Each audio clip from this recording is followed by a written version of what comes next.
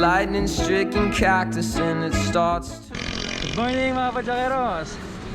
Welcome back to my YouTube channel! Nga pala, bago ka lang sa channel ko, gumagawa ko ng cycling videos weekly. Either reviews, training for newbies, tapos racing, long rides. So kung yan ang hilig nyo mga Padyakeros, ano pang hinihintay nyo? Subscribe na! Salamat sa support! Alright, for this video ang gagawin natin ay test ride with my Bear BSRU. Yan! Woo! First ride natin sa kanya mga Padyakeros. First impression, mabigat siya. Nakita niyo naman sa vlog ko, di ba, nung last 9.19 kilograms. Pero okay lang, aero bike kasi siya, disc brake, hydraulic, yun yung nagpabigat din. Tsaka yung wheelset ko medyo mabigat, kaya alam na kung anong papalitan. Arizona thunder, satisfy the times that make you wonder about the bigger picture in your life, the simple times in the Arizona thunder, the Arizona thunder tonight. Grabe ang usok. Woo!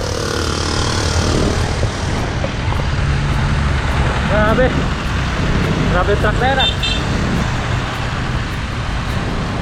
Pinausukan tayo.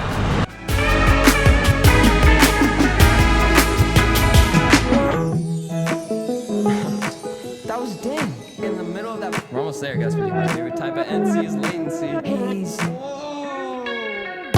You remind me of the Arizona thunder, satisfy the times that make you wonder about the bigger picture in your life, the simple times in the Arizona thunder, the Arizona thunder tonight.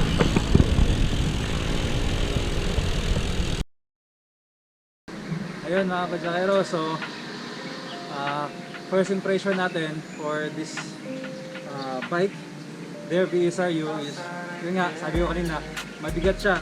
I think natural lang yung bigat kapag disc brake. Offset naman ito is naka Ultegra pa, tapos pati yung rotor nya naka ice-tech na pero Ultegra, tapos naka tri-tech ako na pulley, so 30 16-12 yung size nya. Tapos yung crank ko naman ay 50-36, so naka-compact ako. Tapos yung pedal ko naka Ultegra na rin. Yung handlebar ko is ano siya, size 40, so kasama na siya sa frame sa there. Tapos yung stem nito is 10.5, wala kasi silang 10 na size. Then yung bar tip natin ay there din siya times cyclovation. So cyclovation siya na specific for their bikes. So meron siyang cover sa rotor. So yan o, pang aero talaga. So usually ginagamit ito sa mga pro peloton. Yung seat post natin, there din siya kasama sa trim set. Saddle natin is naka pro saddle tayo. Tapos yung accessory natin is Wahoo bike computer. May libre na pala siyang computer mount, tsaka sa baba niya pwede mo siyang kabitan ng ilaw or GoPro. So tamang-tama kasi nag-vlog tayo. Tapos yung wheelset pala natin is Origin 850 50mm yung lapad niya. Tapos yung gulong natin is Vittoria Corsa. So para medyo magaan siya, tapos all around. Ginagamit siya sa karera, pero nung binasa ko yung ano niya, yung specs niya, pang all-rounder siya eh. Hindi lang talaga siya pang karera. Although mabilis siyang mapudpod sabi nila, pero subukan natin. Diba? Kung talagang mabilis siya mapudpod. Saka maganda siya eh. Siguro pang dagdag na rin sa gaan ng bike. Kasi mabigat talaga siya. Pero masarap siyang paiwan.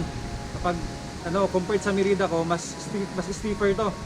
No, pag tumayo ako, ganda. Akala ko noon na hindi siya pwedeng iwagwag, yung ganun-ganon. Nung tinry ko, yahon, yung nagwag ko, ayos pala siya, okay din. Tapos pag magliko ako, okay din, stiffer siya, hindi siya malikot. Alright, so that's our first impression, first ride natin sa bike natin. Abangan nyo lang yung mga gagawin ko pa dito. Kasi yun nga, hindi pa siya ganun ka... Although ito, maganda na to eh, yung setup na to. Maganda na to. For me, okay na to. Pero syempre, hindi nagtatapos dun, di ba? Alam niyo yun. Alam niyo yun, pag siklista ka. So abangan nyo lang kung ano pa yung mga upgrade na gagawin ko dito in the future. So that's it for this video mga Padyakeros. Please like, comment, and subscribe. And don't forget to hit the bell button para notified ka every time may bago tayong upload. Thank you for watching. See you in my next vlog. How to live without I hear you calling my name. The feelings we couldn't contain. Thoughts that we had were made. There really no one to blame.